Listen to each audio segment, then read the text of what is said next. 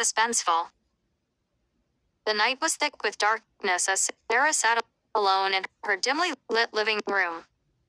The only source of light was the single flickering candle, casting eerie shadows on the walls. She had always been fascinated by the supernatural, and tonight was no exception. Sarah had spent countless hours researching the paranormal, particularly the phenomenon known as shadow people. Legend had it that shadow people were mysterious beings that lurked in the shadows, often seen out of the corner of one's eye. They were said to be malevolent entities, feeding off the fear and negative emotions of their victims. Sarah had dismissed these stories as mere folklore until she started experiencing strange occurrences in her own home. It started innocently enough, with fleeting glimpses of movement in her peripheral vision. But as the days went by, the encounters became more frequent and unsettling. Sarah began to question her sanity, wondering if the stress of her daily life was playing tricks on her mind. One evening, Sarah decided to set up cameras around her house, hoping to capture any evidence of the shadow people. She anxiously reviewed the footage the next day, her heart pounding in her chest. To her horror, the recordings revealed dark, shadowy figures darting across the room, disappearing into thin air. Determined to uncover the truth, Sarah delved deeper into her research.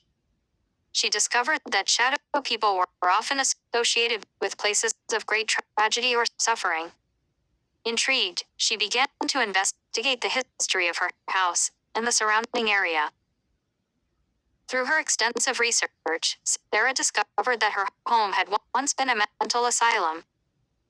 The building had a dark history, with countless patients suffering unimaginable horrors within its walls. It was said that the tortured souls of those who had perished there still lingered, forever trapped in the shadows. Armed with this newfound knowledge, Sarah decided to confront the shadow people head-on. She sought the help of a renowned paranormal investigator, who agreed to accompany her on her quest.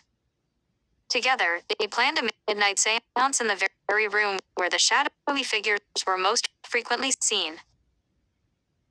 As the clock struck 12, Sarah and the investigator sat around a table, surrounded by flickering candles. They held hands, their palms sweaty with anticipation. Sarah called out to the shadow people, her voice trembling with a mixture of fear and determination. Suddenly, the atmosphere in the room changed. The temperature dropped, and an oppressive darkness enveloped them. The candles flickered violently, casting distorted shadows on the walls. Sarah's heart raced as she felt a presence in the room, an overwhelming malevolence that sent shivers down her spine. Then, as quickly as it had appeared, the darkness dissipated. Sarah and the investigator were left breathless, their minds reeling from the encounter. It seemed as though their plea had been heard, and the shadow people had made their presence known. From that night on, Sarah's encounters with the shadow people ceased. The house felt lighter, as if the tortured spirits had finally found peace. Sarah had faced her fears head-on, and in doing so, she had helped release the trapped souls from their eternal torment. Though the memory of the shadow people would forever haunt her, Sarah emerged from the experience stronger and more resilient. She continued to explore the realms of the supernatural, forever fascinated by the mysteries that lurked in the shadows.